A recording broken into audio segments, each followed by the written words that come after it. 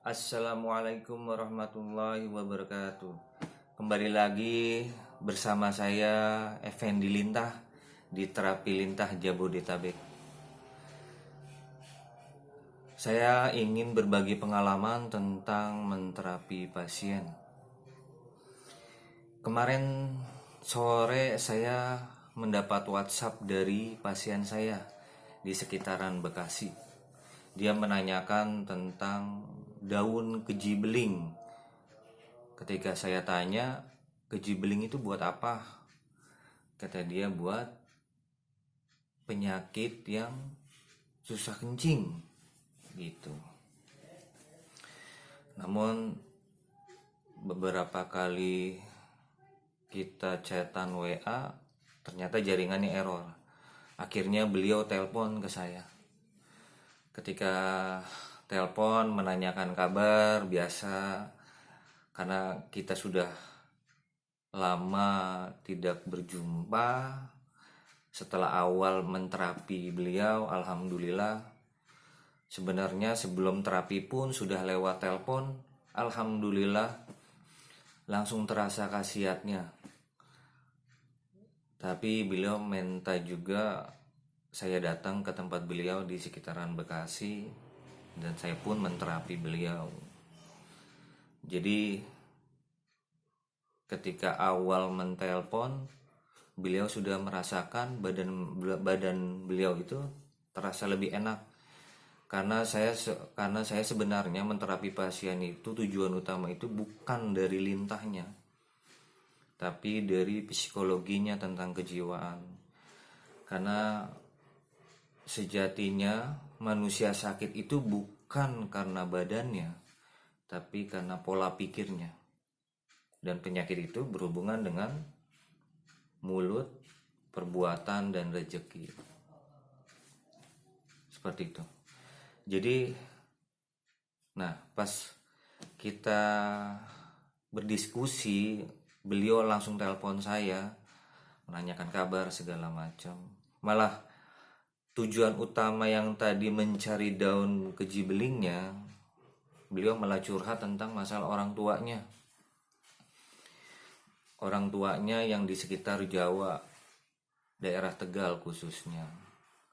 Beliau menanyakan bahwa tadinya ingin saya menangani orang tuanya, tapi karena jarak yang memisahkan, karena dari Bekasi ke Tegal. Sebenarnya saya pun terapinya paling jauh ke Lampung. Kalau saya tergantung dari pasien memanggilnya, seperti itu.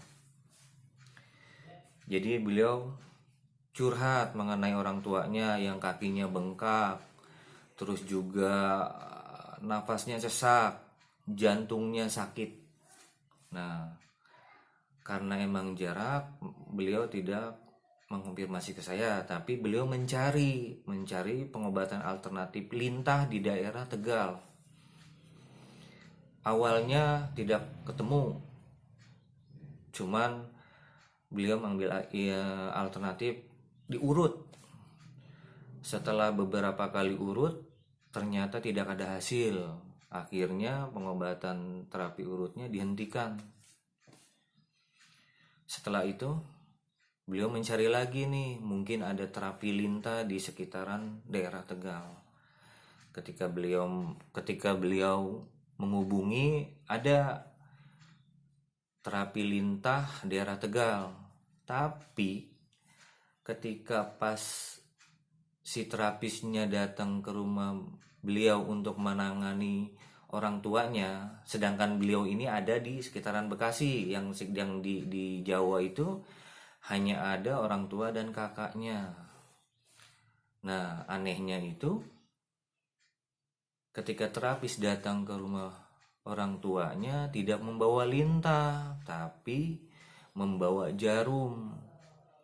Dan spekulasinya si terapis beranggapan bahwa ini nggak perlu dilintah, tapi dengan metode akupuntur, tusuk jarum. Setelah perdebatan, akhirnya ya sudah dicoba dulu terapi tusuk jarum.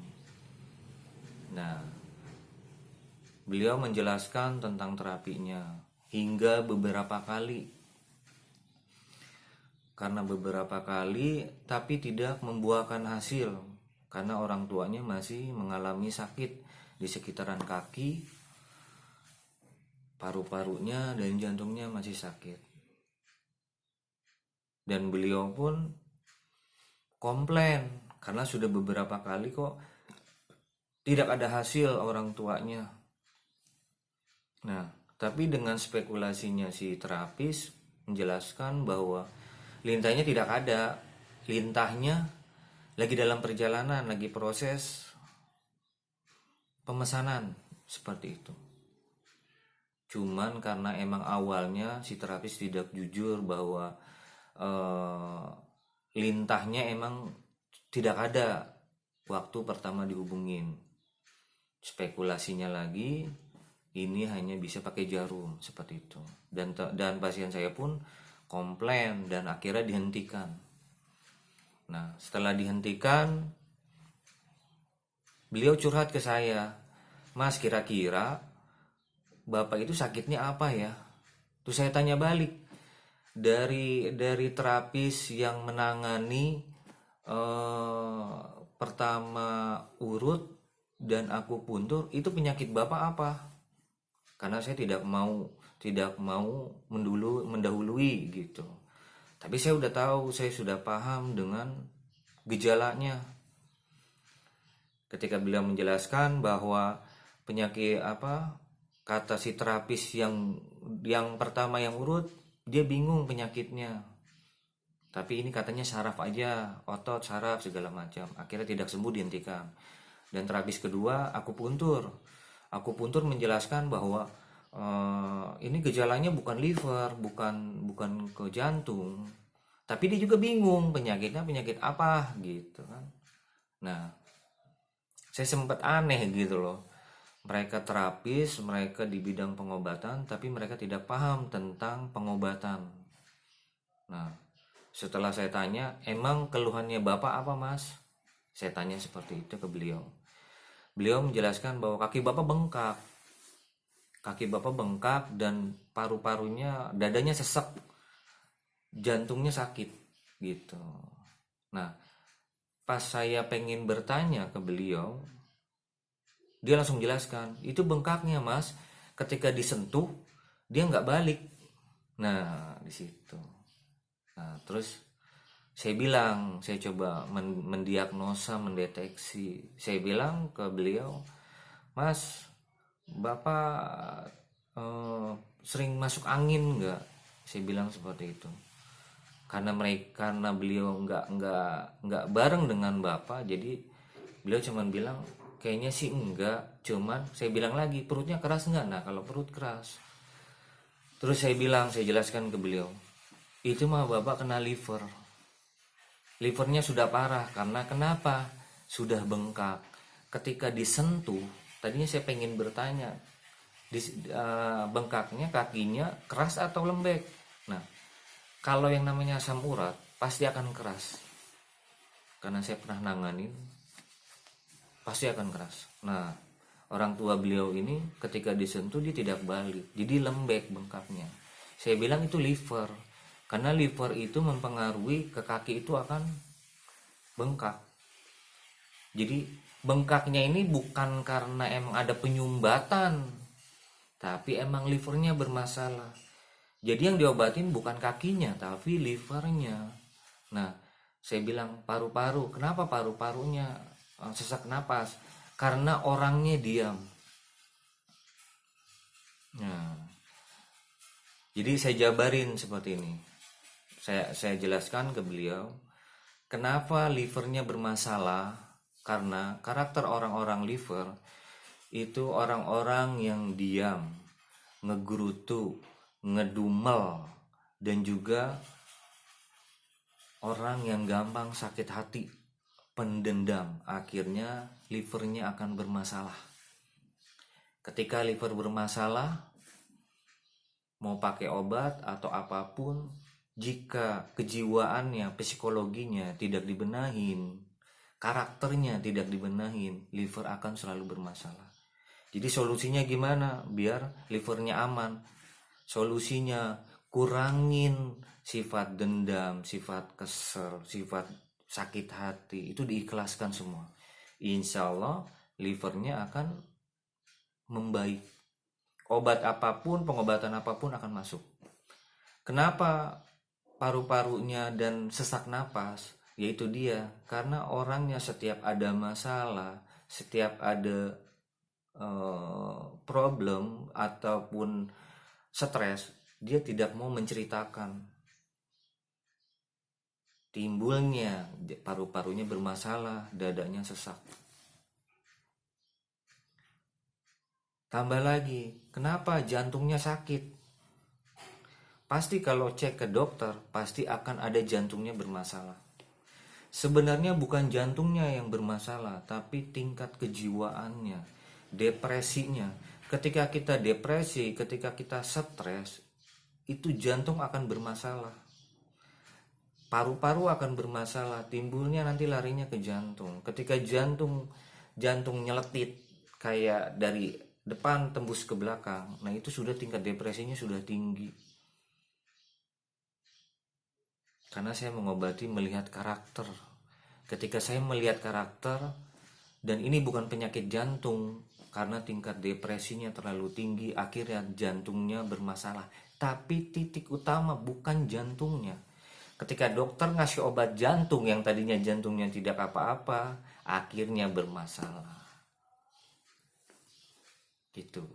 Jadi sebenarnya langkah utama ketika kita menangani pasien atau ketika kita sakit, kita melihat ke diri kita. Karena kalau kata Allah itu, bagaimana engkau akan mengenal diriku jika engkau tidak mengenal dirimu sendiri? Gitu. Sama ketika sakit, kita introspeksi diri kita dulu. Sebenarnya ada yang salah nggak diri kita? Perbuatan, mulut, sama rezeki. Ada yang salah atau tidak sama diri kita? Nah, ketika itu kita introspeksi diri dulu.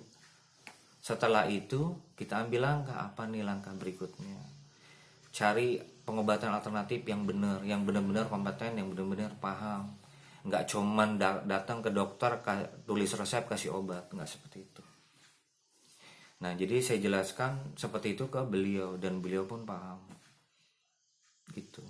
Jadi penyakit liver itu akan bermasalah dengan karakter orang-orang yang pendiam. Sekalinya dia tidak pendiam, tapi setiap ada masalah itu akan tidak mau dikeluarkan. Timbulnya akan lari ke paru-paru. Nah, ketika paru-paru bermasalah akan sesak napas. Nah, semakin kita menguatkan dengan karakter seperti itu yang pendendam, setiap ada masalah tidak mau diceritakan, ngegerutu, timbulnya nanti liver akan bermasalah. Perut akan keras, sering masuk angin. Nah, ketika sudah parah lagi, kaki akan ngebengkak. Disitulah hati-hati ketika kaki bengkak, kebanyakan terapis menilai bahwa itu gejala asam urat. Padahal mah kalau kita perhatikan itu livernya bermasalah. Nah, ketika jantungnya juga terasa sakit, disitulah timbul harus keikhlasan. Jadi semua kembali lagi ke diri kita. Penyakit itu kita yang buat, tidak ada Allah yang memberi penyakit. Tidak ada, kita yang buat, kita yang mengatur. Insya Allah kalau kita selalu berpikirannya positif, ikhlas, jujur, sabar, bersyukur, tubuh kita akan baik-baik saja. Nah, begitupun saya menjelaskan ke beliau dan saya tanya lagi, sudah berapa lama susah kencing, mau pakai kejibeling? Dia bilang baru beberapa minggu. Nah, saya melihat karakter beliau pun sama seperti orang tuanya. Jadi ada ambisi tinggi, ada keinginan tinggi, tapi kurang maksimal dengan kondisi tubuh. Nah, tubuh mana nih yang mau akan diserang? Nah, beliau kena serangannya ke kencing. Jadi pengobatannya itu bukan dengan memakai herbal atau apapun, dengan lintah sekalipun atau apapun atau dipijat. Kaji diri kita dulu. kurangin hawa nafsu, keinginan yang berlebihan, kurangi niat-niat yang terlalu berlebihan yang badan itu tidak maksimal buat mengaturnya. Keikhlasan dan kepasrahan itu yang paling utama. Jadi seperti itu yang saya jelaskan ke beliau. Jadi hanya ini yang saya ingin berbagi ke para teman, sahabat, dan pasien-pasien saya atau siapapun yang melihat dan mendengar channel YouTube saya tentang mengenai penyakit liver. Liver orangnya pendiam, sekalinya pendiam atau dia keras, tapi setiap masalah selalu disembunyikan, timbulnya nanti ke paru-paru. Nah setelah itu nanti akan bermasalah ke livernya, sering ngegerutu, ngedendam yang paling utama, karena sifat pendendam dan sifat sakit hati itu akan menimbulkan liver yang akan bermasalah. Ketika bermasalah yang sudah lebih parah, kakinya akan bengkak. Jadi itu saja. Jika ada pertanyaan tentang penyakit atau apapun itu, bisa langsung komen atau menghubungi WA saya. Insya Allah setiap pertanyaan, setiap keluhan, insya Allah selalu akan saya jawab dan saya balas, misal pun di WA. Jadi sekian video dari saya. Nanti video berikutnya saya akan menjelaskan berbagai penyakit jantung, paru-paru, ginjal, stroke, atau apapun masalah penyakit kejiwaan. Karena sejatinya penyakit itu kita yang buat, bukan Allah yang kasih. Karena Allah itu Maha Pemurah, Maha Penyayang. Sejatinya penyakit kita yang buat. Dan penyakit itu yang utama, manusia sakit bukan badannya, tapi jiwanya. Wassalamualaikum warahmatullahi wabarakatuh.